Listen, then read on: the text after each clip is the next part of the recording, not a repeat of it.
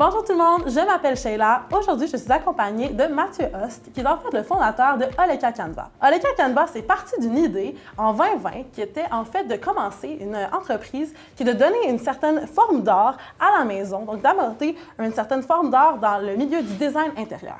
Oleka Canva a commencé avec Mathieu, une imprimante et son sous-sol, et a maintenant connu un énorme succès. Il a même passé au Dragon, et on en parle un peu plus tard. Donc, bienvenue Mathieu, merci d'être avec nous aujourd'hui. Merci pour l'invitation. Bienvenue. Donc, super content de t'avoir. On va commencer avec notre première question. Est-ce que tu peux commencer par te présenter, toi, qui tu es et ton parcours qui t'a amené à avoir fondé Oleka Canva? Je m'appelle Mathieu, je viens du milieu des centres d'entraînement. Dans le fond, j'ai œuvré dans ce milieu-là pendant un peu plus que 5 ans en tant que gestionnaire. Fait que moi, je viens de la vente de services, qui est différent de la vente de produits, mais j'ai appris vraiment beaucoup tout ce qui est RH, ce qui est gestion de problèmes. Honnêtement, ça, je m'en sers beaucoup aujourd'hui. Même ce qui est administration, finance, etc. Donc, ça a été vraiment une très belle école. Puis, dans le fond, quand les centres d'entraînement ont fermé en 2020, bien, évidemment, ont fermé pendant super longtemps. Là, ça a été pas mal l'industrie la plus touchée. Bien, c'est à ce moment-là que je me suis lancé dans la vente de produits en ligne. C'était un projet que j'avais déjà en tête. J'avais déjà commencé à démarcher un petit peu. J'avais quelques idées, etc. Puis vraiment, quand j'étais pris chez moi, je me suis lancé à 115 % dans cette aventure-là. C'est quand même fou de dire que tu as commencé dans un domaine qui n'avait vraiment pas rapport avec les Canva. Par passant, ici, on a une de tes œuvres. Oui. Est-ce que tu peux nous en parler un petit peu? Oui, bien en fait, j'ai amené cette œuvre-là qui, honnêtement, nous représente, oui, en termes de produits, mais nous, on s'est fait connaître beaucoup pour nos œuvres qui étaient beige, blanc, noir. On était beaucoup dans les teintes plus neutres. Puis, honnêtement, on commence à sortir un peu plus de couleurs. C'est quelque chose qui était très en demande. Puis ça provient de la collection cuisine qu'on vient de sortir. Et donc, voilà. Fait que ça, c'est une œuvre classique, cadre en bois naturel. C'est pas mal un gros vendeur chez nous. Donc, tous nos toiles sont imprimées, assemblées, puis encadrées en majorité. On offre aussi le sans cadre. À ce moment-là, l'image continue sur le côté. Ouais. Mais notre signature, c'est vraiment l'encadrement. J'adore, honnêtement, juste pour parler un petit peu plus de cette œuvre en particulier, ça fait tellement été, on dirait, ça fait vraiment représentatif d'une ambiance aussi. Puis c'est un peu là que je veux en venir aussi avec ton entreprise, ce qui fait en sorte que vous avez commencé. Fait que tu me disais justement que tu étais dans notre milieu d'entraînement, vraiment pas rapport avec le milieu de la décoration intérieure. Comment tu as fait pour te dire, OK, je suis confinée à la maison, je commence mon entreprise, là, je vais commencer l'entreprise de Canva, de où c'est parti l'idée, de comment tu as commencé ça justement? Bien, en fait, moi, j'ai toujours voulu avoir une entreprise. C'est quelque chose que j'ai toujours eu en moi. Quand j'étais dans le milieu des centres d'entraînement, j'ai fait 2 offres d'achat pour des centres, etc. Honnêtement, heureusement que c'est pas arrivé parce que finalement, ça... Le moment était comme pas le meilleur, fait que c'est comme le timing pour Oleka était parfait. Exactement. Donc, je savais que je voulais que ce jour-là arrive. Puis j'étais attiré beaucoup par les produits. Honnêtement, de concevoir un produit physique, c'est quelque chose que j'aimais beaucoup, que j'avais envie. Je savais pas quoi. Puis un jour, bien, je voulais décorer mes murs chez moi. Puis surtout, justement, en début de pandémie, tu étais chez toi, puis tu regardes tes murs vides.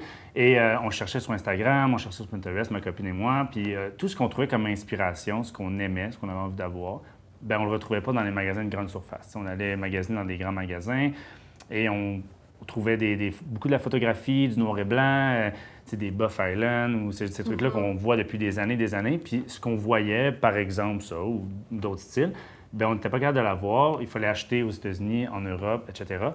Puis mon père a travaillé longtemps dans le milieu de l'impression commerciale, pas dans ce domaine-là, mais quand même connexe.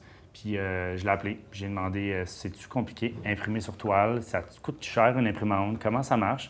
Fait qu'il m'a donné les infos de base, puis après ça, ben, j'ai rentré une imprimante de 7 pieds de large dans mon sous-sol, une grande table 4x8. J'ai transformé mon sous-sol temporairement en industrie et j'ai commencé à faire des tests. Fait qu'honnêtement, j'avais comme une belle naïveté. Là. Je voudrais que je voyais juste la prochaine journée, puis je savais où je m'en allais sur le long terme, mais je voyais pas nécessairement l'ampleur du travail que ça allait... demander, parce qu'on s'entend que, comme tu l'as dit, je viens pas de ce milieu-là, fait que la fabrication de produits, je n'étais pas expérimenté là-dedans nécessairement. Fait qu'on a fait bien des tests, puis bien des erreurs, puis à un moment donné, on avait un produit qu'on était confiant, puis qu'on aimait, puis après ça, on a conçu un site web, puis après ça, étape par étape, on en est venu à où on est aujourd'hui. Oui, mais j'aime que tu le mentionnes comme ça aussi, parce que justement, c'était comme une idée de projet qui est partie d'un besoin personnel, où toi et ta copine vous avez dit, OK, on est en pleine pandémie, on veut peut-être changer des choses à la maison. Puis là, on se rend compte qu'il y a peut-être un besoin pour ce genre de produit-là, puis pour marcher. Fait que vous l'avez commencé par le faire pour vous, mais finalement, c'est devenu justement votre idée. C'est quoi exactement l'élément différenciateur qui pourrait aussi t'avoir apporté sur le marché, avoir facilité justement le succès? Est-ce qu'il y en a un en particulier? Est-ce que justement le manque de produits comme que ce que tu offres, c'est vraiment ce qui vous a permis de lancer? Oui, bien en fait, nous, on se considère comme un peu un vent de fraîcheur sur ce marché-là. Honnêtement, au Québec, en tout cas à l'Est canadien, c'est des entreprises qui ont 40, 50, 60 ans, qui sont très établies, mais ils font souvent la même chose depuis 40 à 60 ans. Donc, nous, on arrive avec quelque chose, un concept tout nouveau. Premièrement, on crée les œuvres comme celle-ci sur iPad, donc numérique. Ce qui fait que, premièrement, on a une belle flexibilité au niveau de l'impression. On peut faire du très, très grand format. Ça nous démarque beaucoup en gardant une excellente qualité. On a une belle flexibilité au niveau des œuvres aussi. On est capable de changer les couleurs. On pourrait changer la couleur derrière pour du bleu, ici du rouge. Donc ça, c'est extraordinaire pour les boutiques parce que là, on leur dit, bien, vous aimez l'œuvre, mais là, le rose n'est pas tout à fait comme vos coussins, mais on peut l'ajuster pour que ça soit pareil comme votre Pantone de vos coussins. Là, les boutiques, wow, ça, c'est un vent de fraîcheur. C'est nouveau sur le marché. Aussi, les types de cadres, c'est pas toutes les entreprises qui avaient... Tu sais, le noir et blanc, c'est un classique, tout le monde a ça. Puis nous, on est arrivé avec des teintes comme l'Espresso, le Oak. On a agencé ça avec les meubles les plus vendus à l'Est canadien pour s'assurer de vraiment répondre parfaitement aux besoins du marché. Puis aussi, en Amérique, il y a beaucoup de ventes d'affiches encadrées. Puis encore aujourd'hui, puis c'est pour ça que j'ai amené une toile, les gens nous confondent beaucoup avec ce type de produit-là.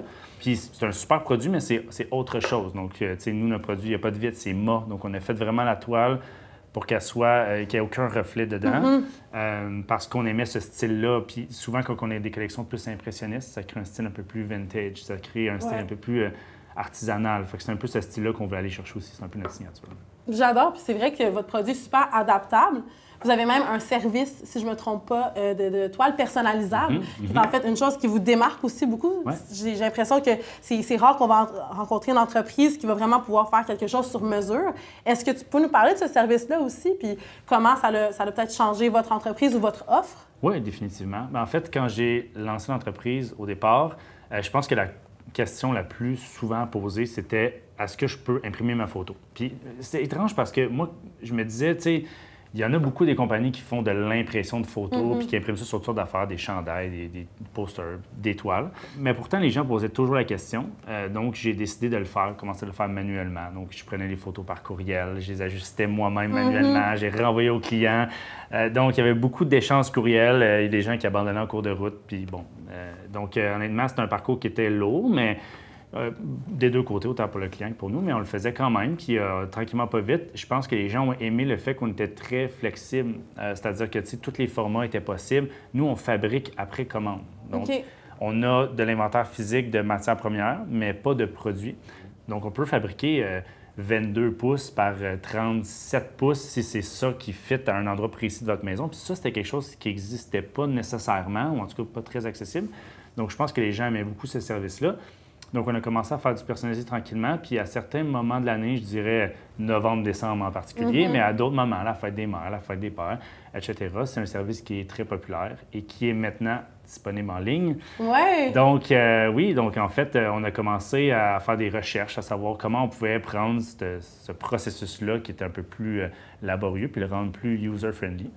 Et finalement, on est tombé sur une firme québécoise qui avait déjà comme un programme qui permettait de faire du personnalisé en ligne pour des tasses, pour des études de téléphone ou autres.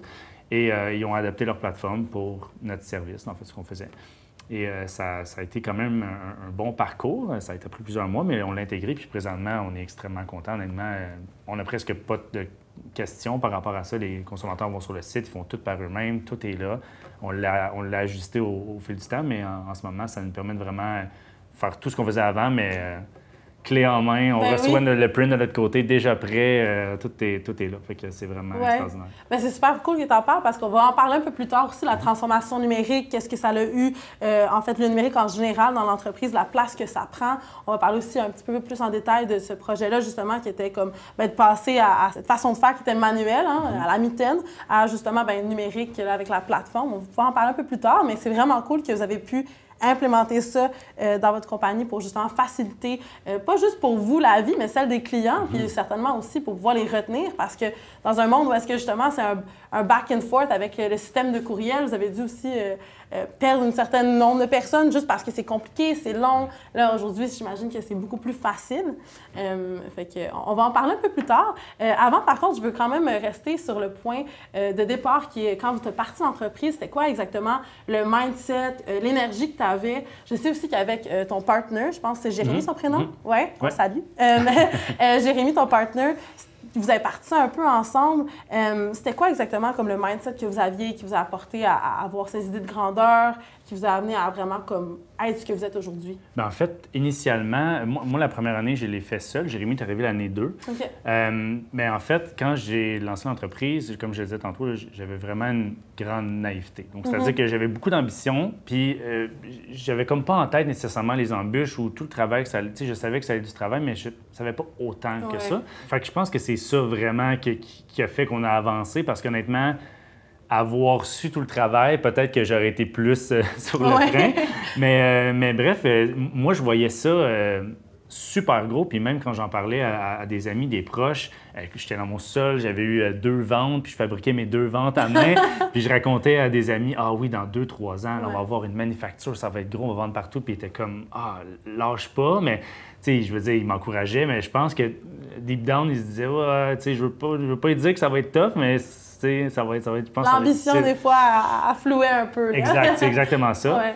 Puis je pense que, tu sais, cette première partie-là était peut-être plus facile. Bon, j'étais à la maison, j'étais pris comme tout le monde, je fabriquais des toits. Bon, ça se passait bien. Après ça, quand on a commencé à rentrer dans des boutiques puis à avoir des grosses commandes que j'ai de la difficulté à fabriquer, etc., puis je devais financer et tout ça, je pense que la pression commençait à grandir. Et là, Jérémy est arrivé à ce moment-là.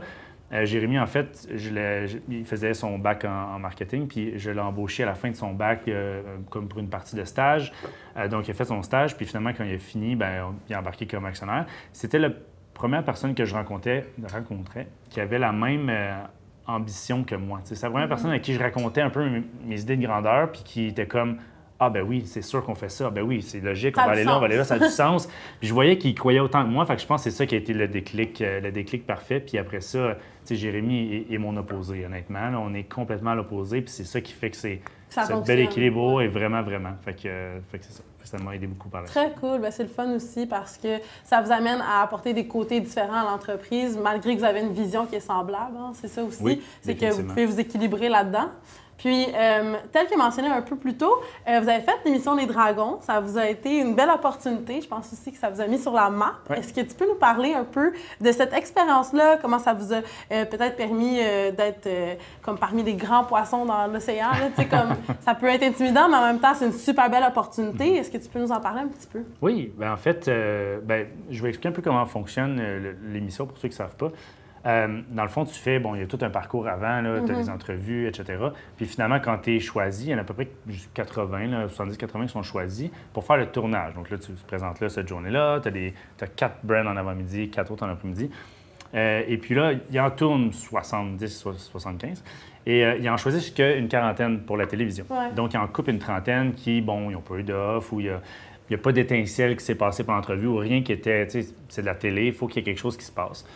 Et donc, moi, je suis allé une première fois seul, avant l'arrivée de Jérémy, très tôt dans l'aventure aussi. Donc, je ne connaissais pas encore, j'avais plein d'idées, mais je n'avais pas encore mon image de marque claire. Je pense que, je m'éparpillais peut-être un peu trop, je voulais être comme un peu partout. Donc, c'est ça, je suis allé une première fois, j'ai fait le tournage, j'ai pas eu d'offre et je ne suis pas passé à la télé. Et quand Jérémy est arrivé dans l'aventure, on s'est dit, hey, on va y retourner une deuxième fois.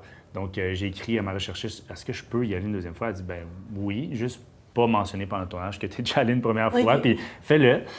Donc, on est retourné une deuxième fois. Puis, tu sais, Jérémy, quand je dis que c'est mon opposé, ben lui, c'est quelqu'un d'un peu plus extraverti, il est plus punché. Fait honnêtement, ça a rajouté quelque chose, je pense. Puis, tu sais, il m'a écrit beaucoup sur la rédaction, il est très bon pour les idées, etc. Fait qu'on a comme refait le pitch, on a refait tout ça. Puis différemment, on a écouté les commentaires de la première année. Puis ça nous a aidé beaucoup, honnêtement. Si on met de côté le passage à la télévision, qui est un coup de pub, le processus des Dragons, ça t'aide à revoir tous tes chiffres, revoir tes objectifs, revoir ton plan d'affaires. C'est un peu ça, en fait. Là. Tu veux te préparer à la réponse aux questions de chaque dragon. Fait que ta préparation en soi, c'est un exercice vraiment intéressant. Fait qu'on a fait ça à 2, qui a été très, très bon. Puis après ça, on a eu 2 offres, une de David, une de Nicolas. On a accepté celle de Nicolas. Et ça a été, oui, un super coup de pub. Là. Nous, on a passé le 1er juin. Ça a été un Black Friday de tout le mois de juin, honnêtement. Là, ça a été vraiment un très, très beau mois. Puis après, oui, les ventes redescendent. Ça ne reste pas un high indéfiniment, mais ça reste que ça redescend quand même plus haut que ce que c'était avant le passage au dragon. Puis nous, pour l'entrée en boutique, ça nous a aidé beaucoup aussi. On utilisait notre passage au dragon dans notre courriel au début quand on contactait des acheteurs. Fait que ça nous a vraiment beaucoup aidé à démarcher puis à accélérer notre croissance. Vraiment. Mais ça démarque, puis après, c'est sûr aussi que ça vous permet de vous faire connaître, d'avoir une certaine crédibilité, si je peux dire ça comme ça. Là, dire qu'on est passé à l'émission Les Dragons, à la télévision, c'est sûr que c'est comme tu dis, un coup de pub, mais aussi une fierté de l'avoir fait. Mais plus que ça, comme tu dis aussi, le parcours que ça vous a amené à faire, je trouve ça vraiment intéressant que tu nous en parles parce que c'est pas quelque chose à quoi on pense. Mais le fait que ça vous a permis de travailler, de vous poser des questions plus difficiles parce que, OK, on ne peut pas se faire prendre à la télé quand même devant des investisseurs vraiment de renom. Là. On veut faire attention, mais ça vous a quand même poussé à faire du travail puis à vous questionner. Puis probablement, ça vous a solidifié dans qui vous êtes aujourd'hui, malgré que, tu sais, on pense, les dragons, c'est pour la publicité. Tu sais, comme c'est un autre angle qu'on peut le voir. Donc, je sais aussi en passant que vous avez eu des grandes boutiques qui vous revendent aussi. Est-ce que tu peux nous parler aussi de la procédure, de comment vous avez fait pour vous retrouver dans cette grande boutique? On parle ici de la maison Simons, qui est un super beau succès. Vous faites aussi affaire avec Most, si je ne me trompe pas. Tanguay aussi, c'est une des franchises. Fait que si tu es à l'aise de nous en parler, est-ce que tu peux nous parler un peu du processus que c'est de faire partie de ces grandes chaînes-là? Oui, définitivement. Honnêtement, ça s'est vraiment fait un après l'autre. Donc, on a commencé... Bien, la première boutique, puis j'en parle tout le temps, là, les boutiques Cozy, c'est les premières boutiques qui nous ont dit oui, en fait. Là. Il y avait 8 succursales, on est maintenant 12 succursales, donc ça a été un très bon client, honnêtement. Et puis ensuite, bien, on a commencé à contacter tranquillement pas vite les autres joueurs, comme par exemple Moss, etc. Et honnêtement, c'est loin d'être facile. Les acheteurs, premièrement, trouver la bonne personne. Donc, il y a des acheteurs dans ces compagnies-là à tonnes. Lequel achète la décoration murale? Donc là, tu fais des recherches sur LinkedIn, tu essaies de trouver les acheteurs, tu essaies de leur écrire. Ils se font écrire par des tonnes de compagnies. Donc, honnêtement, ils skippent ton message. Comment attirer leur attention? Donc, tu sais, on a comme des histoires différentes un peu pour chaque client, comment on a réussi. Tu sais, Most, honnêtement, je suis tout à l'heure en parler. Tu sais, on a fait tout un parcours, là. On a essayé de passer par des gens qu'on connaissait, qui connaissaient l'acheteur. On a écrit des courriels, on a essayé des appels, on a fait toutes sortes de choses. Puis finalement, honnêtement, c'est même pas qu'ils ne voulaient pas notre produit, c'est juste qu'ils se font tellement solliciter que, tu sais, à un moment donné, ils passent à côté, puis c'est des gens occupés, etc. Puis finalement, ben, tu sais, aujourd'hui, c'est un super bon partenaire. À Québec, on a, oui, Simons, Tanguay, donc ça aussi, se sont fait un peu un après l'autre. Puis, dans le fond, nous, quand on va à Québec, bien, on va les rencontrer, les deux. Puis, c'est vraiment des... Puis, je dis des partenaires parce que c'est vraiment plus que juste des clients, honnêtement. On a développé des collections avec eux. Sur Simons, on a plein de collections avec plein d'artistes partout au Canada, puis même partout dans le monde, des artistes européens avec qui on collabore à travers Simons. Donc, c'est vraiment un beau partenariat. Ça a été tellement impressionnant pour nous d'arriver là la première fois. Tu sais, Simons, c'est très gros, là, le head office. Puis là, nous, on arrive là avec nos toiles dans les mains, puis on est comme, oh mon Dieu, c'est vraiment intimidant. On est là. Oui, là, on arrive dans une salle de conférence avec les acheteurs, le directeur du département, puis tout ça, puis on présente nos produits. Puis ça a été vraiment, je pense, comme une approbation pour nous de dire, est-ce qu'on fait, ça fait du sens, c'est un bon produit, puis c'est comme approuvé par une compagnie de renom qui envoie en maudit des produits. Ils ont un studio photo gigantesque, puis on est arrivé là avec toutes nos toiles, puis tu sais, tous les artistes photographes qui sont là, ils tripaient vraiment sur nos produits, puis ça a été une très, très belle expérience. Puis même chose chez Tanguay, on est super bien accueillis, on a une super belle relation avec eux, on a développé aussi plein de collections. C'est comme ça pour plein d'autres de nos partenaires. Honnêtement, la majeure partie des gros joueurs au Québec, on les a présentement. Là, on est rendu à aller voir vraiment toutes les boutiques individuelles, une par une. Il y en a beaucoup. Des très belles boutiques dans lesquelles nos produits fonctionneraient très bien, mais il faut aller les voir un par un. Puis c'est plus Jérémy qui s'occupe de ce volet-là. C'est vraiment son volet à lui. Maintenant, on s'est beaucoup séparés dans les tâches. Moi, je suis très web.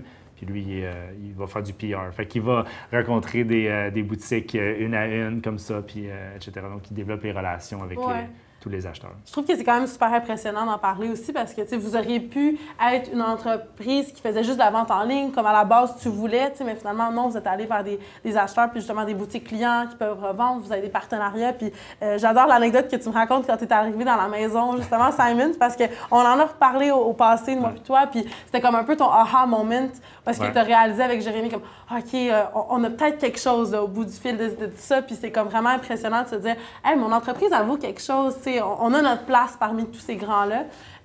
Fait que je voulais absolument l'adresser, puis c'est vraiment comme impressionnant quand même de savoir que tu as parti ça il y a 4 ans peut-être, mais que tu es déjà dans des énormes bannières puis des grands noms comme ça.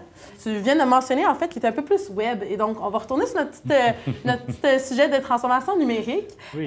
Donc on a parlé de la plateforme de personnalisation un peu plus tôt. Je sais aussi que vous êtes des grands adeptes de la plateforme Klaviyo. Klaviyo, pour ceux qui ne savent pas, c'est une plateforme en fait pour email marketing, un peu toute cette stratégie-là de campagne. Alors, j'aimerais savoir un petit peu, c'est quoi la place du numérique dans votre entreprise? Évidemment, vous faites la vente en ligne, ça a toujours été en ligne de base, c'est devenu un peu les deux. La place du numérique en général, puis ce que tu vois que ça prendrait comme place dans l'avenir aussi, si tu es à l'aise de nous dire. Oui, bien sûr. En fait, quand j'ai lancé l'entreprise, moi, je voulais initialement le faire uniquement en ligne. C'était ça mon idée initiale. Puis la raison pour laquelle on a décidé d'aller en boutique, bien, il y avait comme 2 raisons. La première, c'est que les gens veulent voir le produit physiquement. Puis la deuxième, c'est que le web, ça prend du temps à développer quand même. Tu pars des pages, puis je dis tout le temps ça, mais tu pars des pages Facebook, Instagram avec 0 abonnés, un site web avec aucun trafic. Puis là, tu commences à faire du marketing tranquillement, pas vite. Ça prend du temps. Oui. Donc les boutiques, ce qui était le fun, c'est que ça apportait un volume plus rapide. Mais moi, j'ai toujours été très, très attiré par le marketing web, la vente en ligne. C'est pour ça que c'est aujourd'hui mon volet. Puis on veut continuer à le développer vraiment beaucoup et on travaille sur beaucoup d'outils pour permettre aux gens de prendre une bonne décision éclairée à distance. C'est beaucoup le virage qu'on a décidé de prendre. Donc, la place que ça a dans notre entreprise, c'est énorme. C'est-à-dire que c'est notre contact direct avec les clients. Tu sais, on a aujourd'hui un showroom qui permet aux gens de venir sur place, mais ça reste que les gens qui habitent à Québec ou à l'autre bout, à 7 heures de route, ils ne feront pas la route pour venir au showroom. Donc, on le sait que c'est très, très local. C'est pour les gens qui habitent dans un rayon rapproché. Mais pour tous les autres, on essaie d'offrir un peu la même expérience à distance. Fait que c'est ça qu'on essaie de développer de plus en plus. On a mis des outils en ligne comme l'achat d'échantillons à 5 qui permet d'avoir un échantillon à la maison avec les couleurs Pantone, etc. Puis là, on développe de plus en plus d'outils qui permettent aux gens de mieux comprendre les bonnes tailles de toile à mettre dans les endroits précis de la maison. Donc, c'est un peu là-dessus qu'on travaille de plus en plus avec des guides de format accessibles à certains endroits sur le site, etc. Donc, on essaie de faire le parcours d'un utilisateur puis de voir comment on peut faire en sorte de répondre à leurs questions durant leur parcours le plus possible comme on le ferait physiquement. Donc, d'amener un petit peu l'expérience physique, mais en web, c'est vraiment ce qu'on travaille. Moi, j'y crois beaucoup. Fait que je sais que ça ne se fera pas du jour au lendemain. On a plein de petits projets qui avancent tranquillement peu dans ce sens-là. Mais c'est un peu notre ligne directrice. Fait qu'on aimerait éventuellement que ça devienne vraiment... déjà, en partant, le showroom, c'est 2 de nos ventes. Là. Le 98 va être à ce moment-là au niveau du web, si on parle juste vente en ligne et showroom. Donc, les gens transigent majoritairement en ligne. Puis on veut quand même que ça reste de cette ligne-là. On est quand même accessible. Numéro de téléphone, c'est rare. On a un numéro de téléphone, courriel, chat. On essaie d'avoir tout pour répondre aux questions, mais laisser quand même les gens être le plus autonomes possible à travers notre plateforme.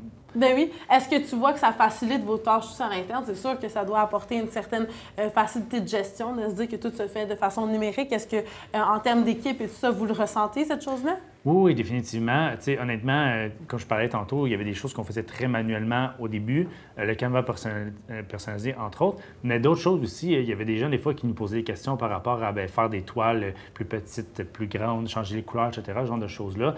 Bien, maintenant, sur notre site, on a commencé tranquillement pas vite, entre autres avec le Canva personnalisé, à laisser des options en ligne. Donc, tout se fait tout seul.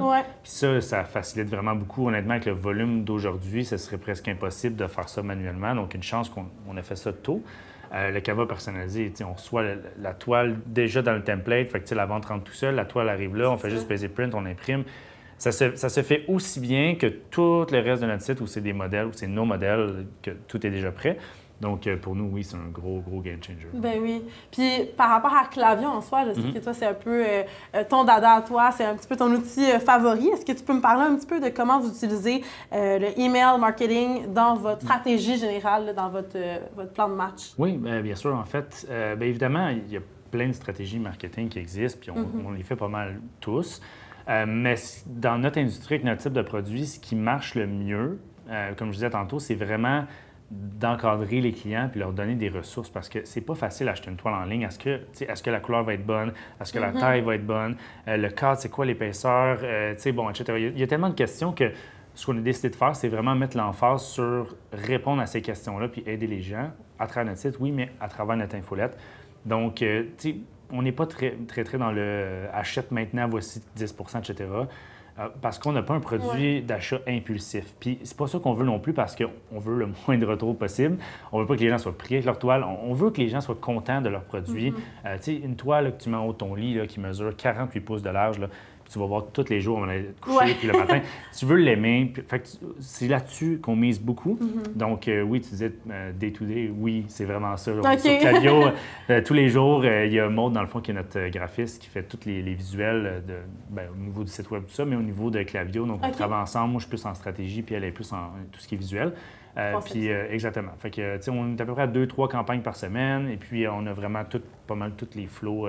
Sont tous assez bien taillés, ficelés. Fait que moi, je suis beaucoup dans l'analyse de données puis tout ça. Puis le but, dans le fond, là, c'est bon, oui, de générer des ventes au niveau d'entreprise, mais on veut quand même pas taper sur les nerfs des gens qui reçoivent nos courriels. Ça c'est quelque chose aussi que je travaille beaucoup parce que je reçois, comme bien des gens, beaucoup de courriels de beaucoup d'entreprises. Je suis un peu des fois agressé par les acheter maintenant, il reste juste une journée. Over-promotionnel. Exact. Vraiment. Puis je comprends le pourquoi au niveau de l'entreprise. J'imagine que ça génère des revenus, mais mon but, c'est que les gens aiment nos courriels, les suivent, puis apprennent quelque chose, puis même qu'ils achètent ou qu'ils n'achètent pas, retournent sur notre site, magazine, voient les toiles, s'inspirent, un peu comme on le fait sur Pinterest, un peu comme on le fait sur Instagram, on s'inspire, puis des fois on scroll, puis on regarde des décors juste pour se donner des idées, mais on veut essayer un petit peu d'aller dans cette direction-là au niveau de notre infolette. Oui, mais c'est un canal que, pas qu'on oublie, mais que, on va moins parler souvent, j'ai l'impression, parce qu'on va souvent adresser les réseaux sociaux, comme les genres de plateformes qui, justement, sont plus visibles, mais on oublie que, justement, le email marketing, c'est une façon de communiquer vraiment facilement à une clientèle cible, tout en gardant en tête aussi que c'est personnalisé. Hein? Fait que, tu sais, les flows, tu me parlais tantôt des flows, dans le fond, qui peuvent permettre d'envoyer à une certaine clientèle cible versus une autre, tu sais, d'avoir une certaine, comment dire, consistance aussi dans ce que vous envoyez. T'sais, ça peut être aussi l'équivalent d'un magazine, quelqu'un qui reçoit un magazine, qui est abonné, qui peut voir des trucs à laquelle s'inspirer. Fait que ça a beaucoup plus que juste un sens de email marketing du style, justement, le typique « acheter maintenant » ou genre « tout à rabais, 50 ». Fait que vous l'utilisez vraiment à un certain avantage. Puis c'est cool que tu me dises que vous avez une stratégie vraiment day-to-day parce que, tu sais, c'est pas tout le monde non plus qui le voit comme ça. Fait que vous l'utilisez vraiment à votre avantage. C'est votre force aussi, j'ai l'impression. Fait que c'est pour ça que je voulais l'adresser avec toi aujourd'hui. De l'autre point de vue aussi, on a parlé un peu de ce qui était votre succès. Est-ce que tu peux nous adresser les embûches ou peut-être un moment en particulier qui a été difficile pour Oleka Canva ou est-ce que vous avez peut-être dû vous retrousser les manches pour vous dire « OK, on repart ça, ouais, il y a quelque chose qui s'est passé, puis là, on va avoir une pente à remonter, mettons. » Oui, des embûches, il y en a. Des hauts, des bas, il y en a des fois dans la même journée. Mais ça, c'est plus des micros up and down. Honnêtement, on a eu un moment assez challengeant, je dirais, l'an passé, un ou deux en tout cas. Puis les deux sont survenus à des moments où on avait beaucoup de ventes, étrangement. Là. En fait, c'est que nous, dans le fond, ce qu'on a décidé de faire, c'est de financer un peu par nous-mêmes le plus possible, puis essayer de ne pas trop mettre de la pression au niveau des prêts, etc. Donc, c'est une décision qu'on a prise, mais qui vient aussi avec des fois certains défis. Puis l'an passé, bien, on a eu beaucoup de grandes commandes d'affilée commerciales. Puis ça, c'est des commandes que, bon, ça prend du temps à fabriquer, puis ensuite, ça prend du temps pour le client à nous payer. Quand c'est des gros clients, on accorde, par exemple, 30 jours net, etc. Donc, à ces moments-là, bien là, quand tu as 2-3 commandes comme ça que tu finances, puis que là, tu attends après les paiements, ça crée quand même une pression assez importante. Puis même sur la fabrication, parce que, tu sais, nous, on a, bon, les employés qui peuvent fabriquer tout ça, mais là, nous, on s'attend à un certain volume hebdo, tu sais, qui provient du web, qui provient des partenaires, on équilibre un peu les boutiques, etc. Et là, quand tu as 2-3 clients qui commandent des palettes, et là, tout le monde s'attend à l'avoir à peu près en même temps, bien là, ça crée une très forte pression au niveau de la fabrication, ce qui fait il y a un gros défi à ce niveau-là, puis s'ensuit le défi financier de supporter ces commandes-là jusqu'au moment de paiement. Donc, ces moments-là ont été quand même assez challengeants. Honnêtement, on a trouvé toutes sortes de solutions pour arriver à passer au travers, puis sachant qu'il y a des paiements au bout de la ligne, on savait qu'il y avait comme une date à laquelle on allait s'en sortir, mais ça a été quand même un beau défi, honnêtement. Ouais. On a appris beaucoup de choses dans ce défi-là. Ouais, vraiment. Oui, puis comment vous en êtes sortis, justement? Là? Comme est-ce que c'est justement de vous dire, pas qu'on arrête de prendre des gros clients tout en même temps, mais est-ce qu'il y a dû mettre quelque chose en place pour justement vous en sortir ou éviter ce genre de problème pour la suite? Oui, bien, au niveau de la fabrication, maintenant, on a une manufacture, donc maintenant, on a un meilleur contrôle. Avant, on se contractait une partie, donc on imprimait quand même nous-mêmes, on faisait l'expédition, etc. Mais le montage sur toile, on avait un fabricant qui nous aidait. Et puis, il faisait une super bonne job, mais c'est sûr que là, quand j'y demande, c'est pas moi, 300 toiles par semaine, puis d'un coup, je te dis, j'en veux 1000, bien, c'est sûr que lui, ça met aussi de la pression. Ouais. Tu sais, faire naviguer les toiles aussi, il y avait un camion qui faisait les allers-retours, bien là, ce camion-là, mettre 1000 toiles, c'est comme une autre game. Donc, il y a tout ça qui était plus difficile, bien maintenant, c'est réglé, on a tout sur le même toit, donc ça nous aide vraiment beaucoup. Puis nous, on ne pouvait pas beaucoup s'impliquer dans le processus d'assemblage auparavant, versus maintenant, on peut se retrousser les manches, descendre en bas, puis aider une journée ou deux, le JP et moi, à faire avancer les choses. Donc, honnêtement, on est prêts pour un autre rush comme ça. Puis au niveau financier, on a trouvé toutes sortes de petits trucs. Honnêtement, celui que j'avais jamais pensé, qui honnêtement, on l'a dans notre poche arrière, on ne l'a pas utilisé cette année, mais ça pourrait arriver. Comme filet de sécurité, dans le fond. Exactement. Ce qui est intéressant, c'est de faire un partenariat avec tes fournisseurs. C'est-à-dire que si, par exemple, tu as une commande, tu sais d'avance, tu reçois un PO, voici ta commande, puis tu fais « Oh, je sais que ça va être un défi, ça va falloir que je finance ça. » Bien, de t'asseoir avec ton fournisseur et de dire « Bien, gars, voici ce que j'ai. J'aimerais ça la fabriquer telle date, j'aimerais ça la livrer telle date. Écoute, au niveau cash flow, ça va être difficile. Est-ce que tu peux m'aider pour cette commande-là? » Puis c'est un partenariat d'un commun accord. Souvent, les fournisseurs, en tout cas les nôtres, sont bien plus gros que nous. Donc, souvent, sont capables de supporter une commande, mettons, au-delà de 30 jours exceptionnellement. Puis surtout qu'ils la veulent, souvent, la commande. Surtout si tu dis, bien, ça se peut que je ne sois pas capable de la faire, etc. Ouais. Donc, ça, c'est un partenariat qu'on n'avait jamais pensé. Puis qui, maintenant, bien, on le sait qu'on pourrait faire ça. On peut s'asseoir avec eux, on peut en discuter. Puis honnêtement, tu peux te sortir de... Tu veux dire, déjà, si tu n'as pas à payer une partie de ta matière première, bien, sur la période de temps où tu n'as pas les sous, bien, ça t'aide vraiment, vraiment beaucoup à devancer ces grosses commandes-là. Oui, définitivement. Puis c'est pour ça aussi que je trouve ça intéressant de poser la question, de savoir bien, comment vous en êtes sortis, parce que les embûches, ça arrive avec toutes les entreprises. On ne va pas s'en sortir, il y en a tout le temps qui arrivent. Les vôtres sont particulières à votre entreprise, mais après, c'est de savoir comment vous en êtes revenu, comment vous en êtes sorti. La relation fournisseur, c'est quelque chose de super intéressant. Est-ce que tu peux nous parler davantage un peu de la relation fournisseur, mais aussi avec les artistes avec lesquels vous travaillez? Je sais que vous avez des artistes à l'interne, mais d'autres aussi qui sont indépendants avec lesquels vous travaillez. Est-ce que c'est un processus un peu difficile d'aller les chercher, de travailler avec eux? Comment vous trouvez ça, justement, d'avoir des fournisseurs du point de vue design? Du point de vue design, oui, en effet.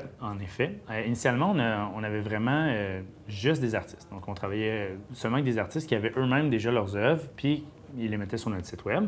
Donc, évidemment, quand tu commences tranquillement, puis que tu as un volume de vente modéré, puis là, tu approches des artistes, tu ne peux pas vraiment leur demander des exclusivités au niveau de la plateforme de vente. Fait qu'on commençait simplement en disant, bien, tu peux vendre tes œuvres, ce sont tes œuvres, tu peux les vendre où tu veux, puis nous, bien, on va prendre ceux qu'on préfère ou ceux qu'on pense que c'est un bon fit avec notre clientèle, et on va les vendre sur notre site. Maintenant, bien, tranquillement, pas vite, on a grandi. Et là, ce qu'on fait, c'est qu'on crée nos propres collections. Donc, on travaille conjointement avec les artistes et on leur fait des mood boards, puis on leur offre des styles qui sont les styles de la saison, des styles du moment, etc. Et là, ils vont nous concevoir les collections qu'on met sur notre site et qui sont exclusives à notre marque le temps qu'ils sont en ligne. Ensuite, ils peuvent les reprendre et les vendre ailleurs s'ils veulent, tant qu'ils ne sont plus sur notre site. Et oui, on a maintenant 2 artistes à l'interne. Donc, qui créent aussi nos collections. Donc, c'est à peu près maintenant 40 à 50 du site là, qui provient de nos artistes à l'interne. Et on commence à faire des collections avec des designers de plus en plus parce que c'est un peu le virage qu'on a décidé de prendre. C'est qu'initialement, on se voyait comme une entreprise d'art. Le problème, c'est qu'en se définissant comme une entreprise d'art, on se définissait un peu comme un bas de gamme dans notre industrie parce que dans l'art, on compétitionnait contre les boutiques qui vendaient des œuvres. Des toiles, là, vraiment. Des toiles originales, des galeries d'art qui vendaient des toiles à 5 000, 10 000, 15 000. Oui. Là, nous, on arrivait avec nos reproductions. Puis là, le mot reproduction dans ce marché-là est un petit peu moins bien vu. Péjoratif, un peu. Oui, puis des fois, ça froisse un peu les artistes, puis c'est vu comme de la copie. Puis il y avait comme quelque chose qu'on s'est rendu compte que finalement, c'était peut-être pas la bonne ligne directrice. Nous, dans le fond, on vend dans des magasins de décoration, ce qui n'est pas le cas pour ceux qui font des toiles originales. Donc, on a dit, bien, en fait, on veut intégrer l'art à la décoration intérieure. Donc, nous, on est vraiment dans le marché de la décoration intérieure, mais on est plutôt le moyen haut de gamme de ce marché-là parce que, justement, on crée des collections exclusives avec des artistes, en collaboration avec des designers. C'est tout fait à la main sur un iPad. Bon, on essaie de faire un produit de la plus grande qualité possible, fabriqué au Québec. Donc, c'est un peu, bon, on voulait vraiment être plus vu dans ce sens-là. Et donc, ce qu'on fait maintenant, c'est ça, c'est qu'on travaille avec des designers. Donc, c'est des collections signatures. On en a maintenant 6-7 sur notre site. Et donc, eux, ils vont nous faire un mood board, ils vont nous faire une ligne directrice pour la collection, etc. Et puis, l'artiste va prendre ça, va concevoir des œuvres. Ils vont en discuter, ils vont avoir des rencontres, puis au fil du temps, ils vont réussir à créer entre 8 et 12 œuvres. Puis, on va sortir des collections. Donc, ça, on essaie de développer ça de plus en plus, mais c'est des super beaux partenariats, autant que les designers que les artistes. Là, c'est vraiment le fun. Mais c'est ça qui est cool aussi du produit, c'est super créatif aussi, puis vous faites tout un peu partie de cette décision-là, comme malgré que vous travaillez avec des artistes autant internes qu'externes, c'est vous qui décidez un peu ce que vous voulez, le mood board, la créativité a vraiment une grande place, évidemment, dans ce que vous faites. Là. Fait que c'est vraiment cool quand même de pouvoir travailler autant avec des gens à l'interne qu'à l'externe, puis de voir, ben tu sais, cet artiste-là, on l'apprécie beaucoup, tu sais, on peut peut-être aller lui écrire ou voir comment ça fonctionne. Je pense que c'est super le fun de l'adresser aussi, parce que oui, en effet, même si c'est de la déco intérieure, ça reste de l'art, en effet. Puis c'est un peu une des premières choses qu'on avait discuté ensemble quand je vous avais posé la question, tu sais, c'est quoi le Canva, d'où est venu le besoin. Fait que ça fait vraiment partie de ça. Je trouve ça cool qu'on l'adresse. Est-ce que tu peux nous mentionner aussi rapidement histoire de financement? On change un peu de sujet ici, mais j'aimerais savoir, autre que l'autofinancement dont tu m'as parlé un peu plus tôt, si vous avez eu peut-être de l'aide financière, gouvernementale, subvention ou autre, peut-être du venture capital que vous avez fait pour avoir accès à votre entreprise, en plus de l'aide des fournisseurs qui vous a permis d'éviter les embûches de plus tôt. Qu'est-ce que vous avez fait exactement pour financer l'entreprise puis pour arriver où est-ce que vous en êtes? Oui, bien en fait, initialement, j'étais allé chercher un prêt de Futurpreneur Canada. Okay. Donc, par cœur, je pense que c'était 20 000 Futurpreneurs, 20 000 BDC. C'est comme un programme, pour ceux qui ne connaissent pas, c'est un programme probablement qui finance des entreprises en démarrage, donc le niveau de risque est super élevé. Mais étant donné que c'est subventionné en partie, tu as un taux qui est quand même assez faible, donc c'est quand même intéressant parce que normalement, une jeune entreprise qui va cogner à la banque, notamment la BDC, tu as un taux super élevé. C'est normal parce qu'ils prennent un risque. Donc, Futurpreneur, ça a été très bien. Ça nous a aidé un peu à démarrer le tout. Mais, tu sais, honnêtement, à 40 000, tu achètes tes accessoires, tes affaires, puis il n'y en a plus. Mais ça permet de démarrer. Après ça, on a eu un petit peu plus loin dans l'aventure, on a eu la Pécan 1. J'oublie le montant, je pense que c'est 2400. Ça nous a aidé à aller chercher le Canva personnalisé. Donc, il y avait comme un montant initial à payer là, pour comme les droits de la plateforme qui était à peu près 10 000 $. Donc ça, au début, on graissait un peu des dents. 10 000 $, c'est un gros montant à avancer. Mais avec le 2400, bon, ça nous faisait un 25 % de rabais. On a décidé d'y aller de l'avant avec ça. Ça nous a aidé. Après ça, on a eu Adopt Inc., qui est si on peut dire l'accélérateur de start-up de Nicolas Duvernois. Donc ça, ça nous a aussi beaucoup aidé. On a reçu de la part de Desjardins 15 000 $.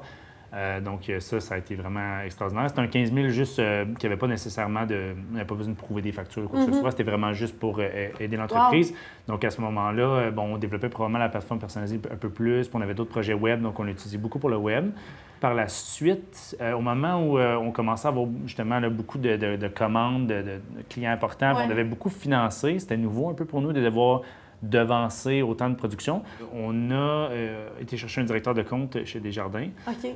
Puis, dans le fond, lui, il a fait l'analyse de nos dossiers. On a travaillé ensemble pendant quand même plusieurs semaines, voire mois, là, à travailler notre dossier pour qu'il soit présentable, pour obtenir une marge de crédit. On a reçu une première marge de crédit 150 000. Donc, ça nous a aidé justement à devancer certaines commandes vers la fin. Puis aujourd'hui, on l'a comme en backup. Fait qu'on le sait que si on commence à rentrer dans l'hôtellerie, par exemple. Donc, si on a des commandes vraiment importantes, elle est là pour le moyen terme, court terme. Une autre affaire où on en avait parlé ensemble, c'est Amex, honnêtement. On ne pense pas, on dirait. Oui, c'est William Giroux de CaseMe qui nous aide vraiment beaucoup, qui nous a aidé beaucoup dans notre parcours, qui nous a dit, allez voir Amex, c'est intéressant parce que ils vont te donner quand même beaucoup de sous assez rapidement, mais ils vont te donner 55 jours pour rembourser sans intérêt. Normalement, une carte de crédit, c'est souvent du 30 jours, mais là, tu as 55 avec Amex. Fait que c'est le fun parce que justement, dans des cas où tu veux devancer des commandes, tu as 55 jours avec 0 $ d'intérêt. Puis après ça, ton objectif, c'est de payer du client et d'être capable de mettre ça à zéro. Mais si jamais c'est pas le cas, bon, OK, là, ta marge de crédit pourrait être là. Mais sinon, ça permettait quand même du moyen court terme d'aider vraiment beaucoup pour ces situations-là. C'est presque le double une carte de crédit, le temps de remboursement. Oui, ça vous permet d'avoir un peu plus de lousse. Exactement. Un peu plus de lousse, plus de flexibilité aussi. Là, honnêtement, là, la carte, mettons, Visa vont y aller avec des montants fixes. Ils vont dire, on va donner 40, on va donner 50, puis là, fais un an, puis après ça, viens nous revoir, puis on va évaluer ton dossier, puis on va peut-être monter.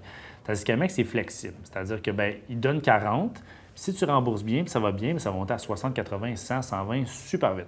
Donc, nous, en très peu de temps, ça avait monté vraiment beaucoup, ce qui nous avait permis justement, dans du 55, d'aller chercher des commandes plus importantes puis de pouvoir les financer.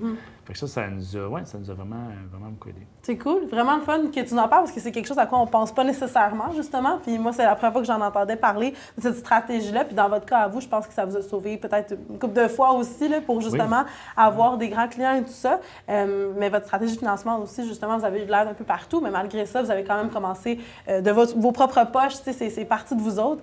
Fait que félicitations pour ça. Mathieu, merci d'être avec nous aujourd'hui. Vraiment, ça a été un plaisir de t'avoir et d'avoir même eu un beau cadre avec nous tout le long. Avant de terminer l'entrevue, juste savoir avec toi, c'est quoi tes meilleurs conseils que tu aurais pour les entrepreneurs, dans ton domaine ou pas, justement, qui cherchent à se lancer dans une business, qui veulent vraiment savoir comment partir ça? Ce serait quoi des meilleurs conseils là, si tu pouvais en donner? Je pense que c'est plusieurs petites choses. La première, je pense, c'est oui d'avoir une certaine ambition, mais aussi de ne pas penser à tout ce qui peut arriver. Honnêtement, là, je parlais de la naïveté au début. Là, moi, je l'ai un peu naturellement, là, mais je pense que c'est pas trop stressé avec ça puis de le faire. Puis de ne pas penser aux produits qui révolutionnent le monde nécessairement. Les gens, des fois, ils pensent, ils veulent un concept là, qui est comme gigantesque. Mais honnêtement, nous, oui, on peut dire qu'on révolutionne une certaine... un petit peu parce qu'on arrive avec des nouvelles idées dans un marché existant, mais ça reste qu'une toile, il y avait ça aussi avant nous. Donc, mais quand même, on a réussi à trouver des éléments différenciateurs puis des éléments qui font qu'on réussit à se démarquer. C'est un peu ça, je pense. Si tu as un produit avec lequel tu as envie de te lancer, pose-toi pas trop de questions, trouve la manière de tirer ton épingle du jeu, de faire différent de ce qui se fait sur le marché puis de répondre à un besoin. Ça, c'est la base. Puis après ça, honnêtement, il va y avoir des embûches, il va y avoir des grosses embûches. Trouve une solution. C'est sûr qu'il y a une solution. Puis tantôt, je parlais des fournisseurs. Puis honnêtement, ce flash-là, on l'a eu un petit peu après une certaine tempête, mais honnêtement, s'il y avait pensé pendant, ça nous aurait sauvé beaucoup de choses. Fait que, il y a toujours une façon de penser à comment je peux réussir à faire telle chose. Fait que, puis demander à son entourage, honnêtement, ça aussi, ça m'a beaucoup aidé. C'est pas nécessairement un entrepreneur, ça peut être, je sais pas, ton oncle qui travaille dans une manufacture puis qui est capable de peut-être te donner des conseils ou de t'aider à ce niveau-là. Fait que, de penser autour de toi. Le mentorat, je parlais de Will tantôt, lui, il nous a vraiment beaucoup aidé. Puis des fois, c'est juste des appels de 15 minutes. Puis il nous dit une phrase, puis on est comme « Hey, c'est vrai! » Amex, c'est un exemple, il nous a dit ça. « Bien, pourquoi vous n'allez pas voir là? » Puis là, boum, on ouvre notre compte, puis aïe, on a 55. Puis là, whoop, hey, on est capable de devancer tel truc. Puis ça change tout, puis c'est juste une phrase. Fait qu'honnêtement, ça, le mentorat, là, c'est pas à négliger. Je pense que tout le monde devrait avoir des mentors autour de Oui, mais de bien entourer, en général, dans l'entrepreneuriat, s'entourer de gens aussi. Je pense que vous avez fait aussi un événement qui vous a permis, dans votre incubateur, de pouvoir rencontrer d'autres entrepreneurs aussi. Dans l'œil du dragon aussi, quand vous êtes lancé dans cette opportunité-là, tu te retrouves avec plein d'entrepreneurs, de vraiment bien s'entourer dans ce monde-là. C'est vraiment intéressant. Puis ça vous permet aussi de ouvrir les horizons pour s'adapter à peu importe ce qu'on a comme problématique ou comme ce qu'on peut. Puis d'avoir un mindset aussi, tu as parlé de la naïveté, mais d'avoir un mindset justement qui permet d'être ambitieux et de pousser sans arrêt aussi. Fait que merci encore Mathieu d'avoir été avec nous aujourd'hui. C'est un plaisir. Est-ce que tu peux juste nous dire où est-ce qu'on peut te retrouver, ton site web, peut-être les réseaux sociaux? Oui, alekacanva.com, puis sur Instagram, Facebook, Pinterest, Aleka Canva. Super, on va aller s'abonner à ton infolettre aussi pour s'inspirer des designs d'été. Merci encore, vraiment un plaisir. Puis je vais aller regarder ton site web pour peut-être des canevas personnalisés bientôt. Merci. Ça marche, merci à toi.